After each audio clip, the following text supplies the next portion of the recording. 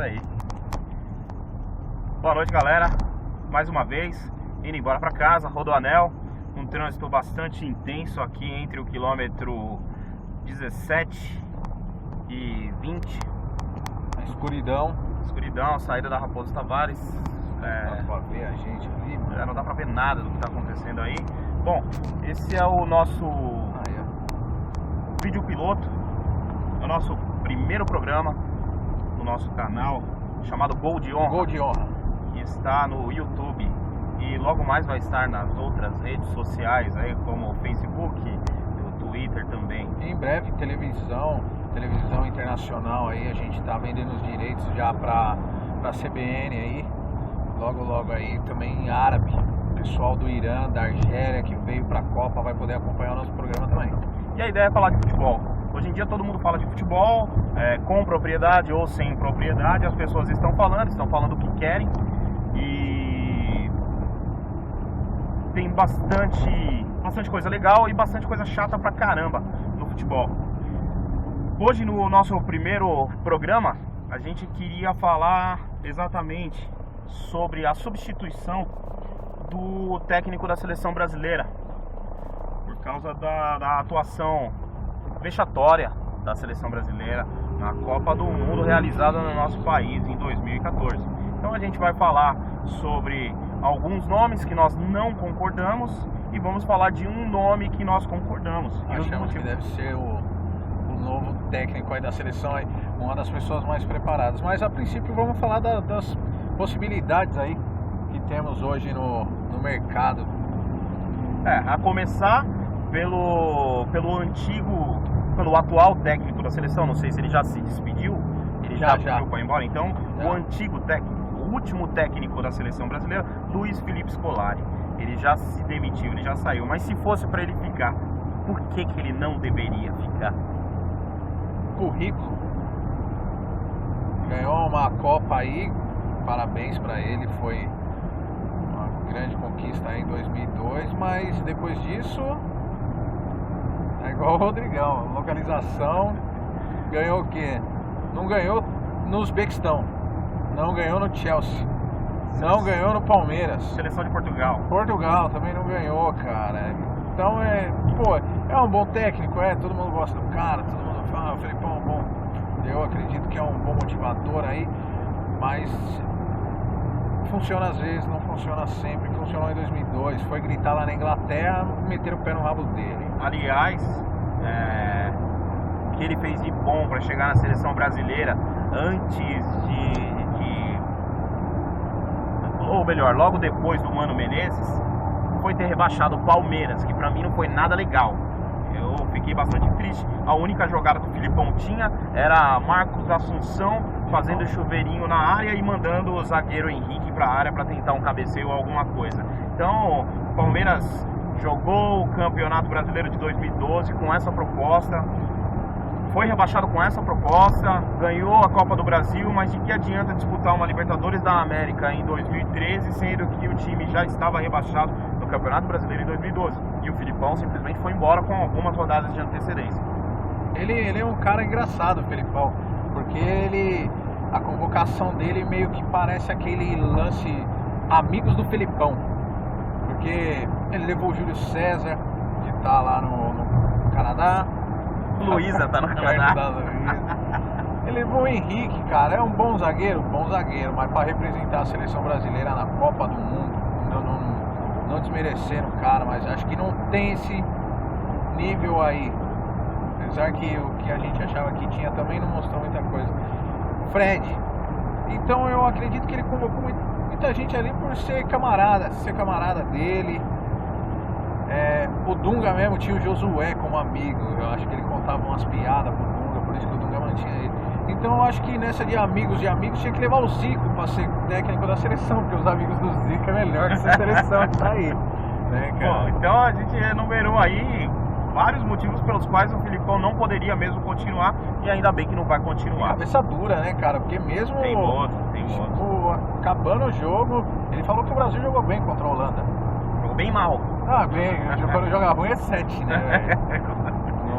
Tem muita. Mas ele é um cara cabeção, cabeça dura. O próprio Parreira também, em nenhum momento assumiu a culpa, né? Não assumiu a culpa. Ele falou que o problema existe, mas existe. Aí é um...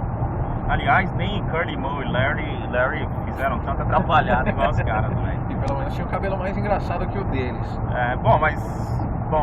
Falamos aqui apenas o que reflete o pensamento de muitas pessoas com relação ao Filipão. Um outro nome eu acho que seria o Dunga. Repetir. É cabeça dura também, né, cara? Gaúcho, não vou generalizar, até mesmo porque tem técnicos gaúchos que são bons. Eu acredito que o Mano Menezes hoje, que está no Corinthians, é um bom técnico. Mas o Felipão e o Dunga, eles pecam pelo mesmo motivo, cara, pela cabeça dura. Teve uma matéria, não sei se chegou a ver, que falaram que o Roque Júnior estava trabalhando para ele como olheiro. E o Galo, isso.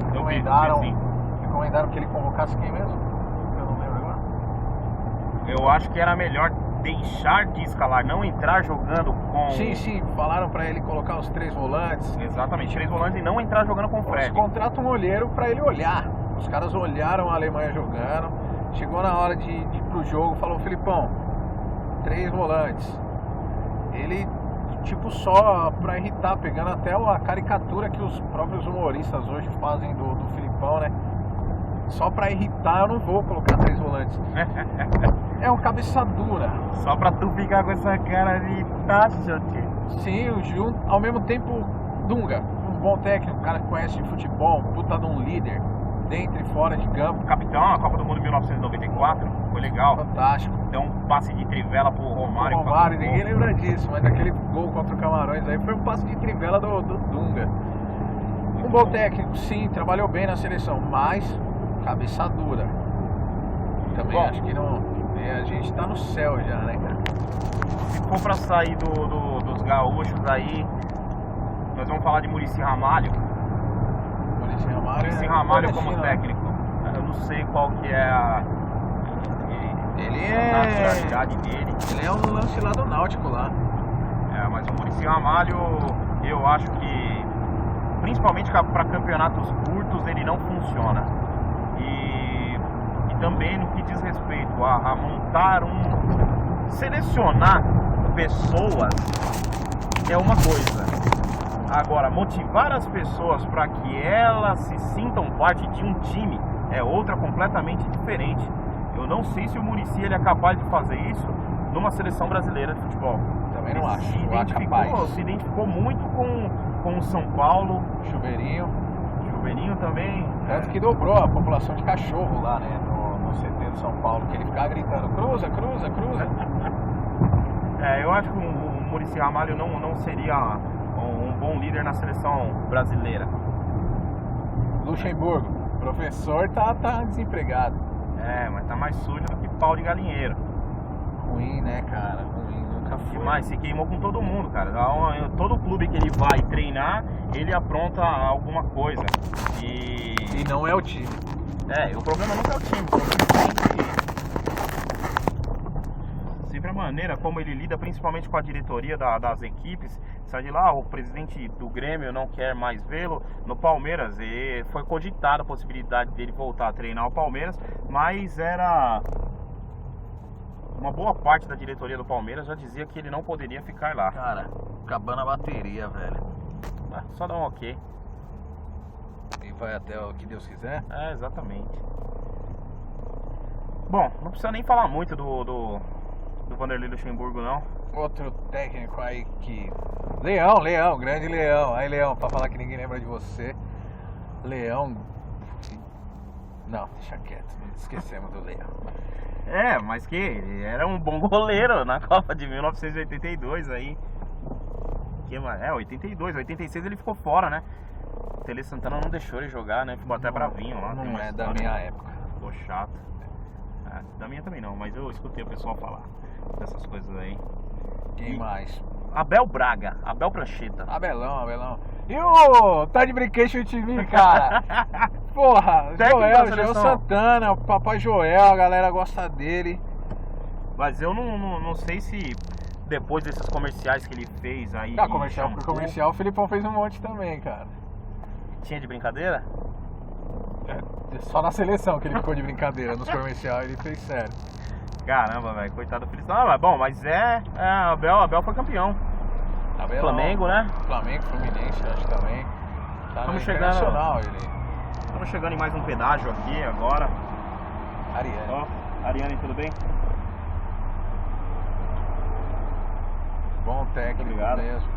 Você tem muito aí, velho? Não. Tá em falta, camisa 10 da seleção tá em falta.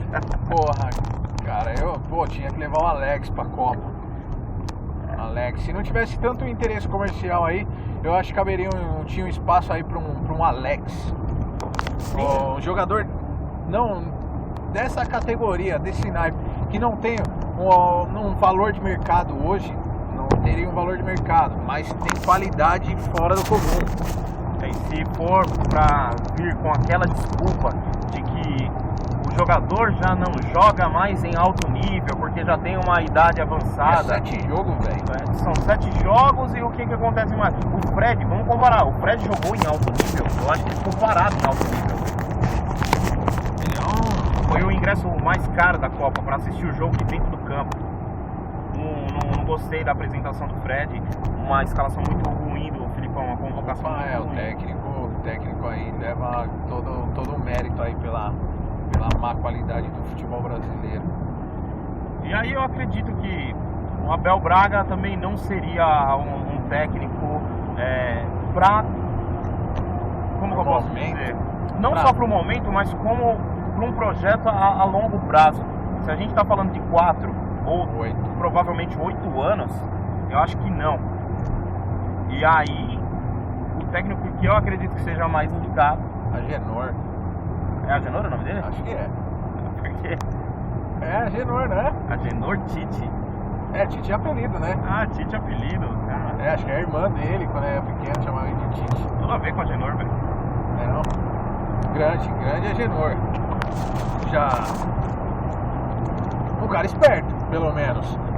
E a gente pode falar que ele, pelo menos de trouxa, ele não tem nada, porque enquanto todo mundo tava aí comemorando, curtindo a Copa, esperando, trabalhando, muita gente, ele foi convidado para trabalhar de técnico aí, de comentarista, né? Mas ele preferiu estar dentro do campo mesmo, pra estar vendo, tá analisando aí. Caralho, eu vou ter que receber dobrado essa porra, porque eu sou o cameraman também. Mas ele foi um cara que foi buscar estudo, foi buscar experiência, foi pra Europa, acompanhou as finais da Champions League aí. Então é um cara que tá antenado, pelo menos, que pode ser uma nova luz aí na direção da seleção brasileira. Sim, o histórico mais recente do Tite nos últimos 3 anos aí, de 2000, do finalzinho de 2010 pra cá, do momento em que ele assumiu o Corinthians até o momento em que ele deixou o Corinthians, eu avalio que ele teve muito mais acerto do que falha, porque ele pegou uma equipe que não tinha estrelas e ele conseguiu motivar cada um dos seus jogadores para que todos eles quisessem o mesmo objetivo. Então ele transformou um grupo num time. Só não ganhou mais título que o Guardiola, eu acho, ultimamente. Foram 5, em 3 anos, 5 títulos, né? O Brasileiro, Paulista, Libertadores, Mundial, Recopa. Recopa, 5 títulos. Fora no início dessa última trajetória dele no Corinthians, ele foi vice-campeão paulista, ficou atrás do Santos, em 2011, se eu não me engano. E no Campeonato Paulista, no Campeonato Brasileiro de 2011, que deu... 2011, que deu acesso para a Libertadores 2012. Então foi 2010 que deu acesso para o Tolima, aquela história. Foi. Ele pegou os últimos jogos. O Palmeiras tinha 70 pontos, se eu não me engano, e ele conseguiu acertar o time. O Corinthians ainda ficou na 3ª posição. Na 3ª posição do Campeonato Brasileiro, pegando um trabalho do Adilson Batista. Ele conseguiu deixar o Corinthians na 3ª posição do Campeonato Brasileiro e que deu a possibilidade do Corinthians disputar aquela pré-Libertadores contra o Tolima, que não foi muito legal pro Corinthians. Tava lá no Pacaembu, 0x0. 0x0 aqui e 1x0. 2x0 lá. 2x0 lá. Então, foi legal. Foi legal não, foi muito corajoso da parte do André Sanches bancar o Tite, mas ele bancou porque ele sabia que o Tite tinha condições de reverter tudo que aconteceu em 2011. Tanto é que o Corinthians foi campeão da Libertadores em 2012 e no final do ano foi campeão mundial de uma maneira diferente dessa vez, né? Já tinha sido campeão mundial. E mundial. Caralho, velho. Então eu acredito que o Tite seja o técnico mais indicado para comandar a seleção brasileira num projeto de no mínimo 4 anos. Sim, e hoje em dia, eu falo pra você, trazer um técnico aí internacional, baixo, não seria vantagem nenhuma mesmo. Temos que trabalhar com o que temos em casa, então temos os melhores. Podemos não estar numa grande fase, mas o futebol brasileiro é o melhor. E independente do técnico que seja escolhido, que com certeza não vai depender da nossa vontade, embora a gente gostaria muito que fosse o Tite. Gostaria muito que essa câmera ficasse parada. Tá difícil, mas como é o piloto, no próximo a gente já vai consertar esse problema técnico. Bom, independente disso, eu gostaria muito que o técnico que viesse tivesse uma mentalidade da nova forma de jogar futebol. Esquece esse lance de ter um cara fixo dentro da área. Eu acho que o futebol é 360 graus, todos os jogadores têm que participar. Esse papo de que jogador só sabe chutar com uma perna tá completamente errado. Cara, não é possível. O cara tem que saber chutar com as duas pernas para estar na seleção brasileira e tem que saber se posicionar. Sem cair. Chutar com as duas pernas sem cair. O Hulk, ele tem que sair da seleção. O Hulk, ele chuta só com a perna esquerda, porque ele tem um problema aerodinâmico, cara.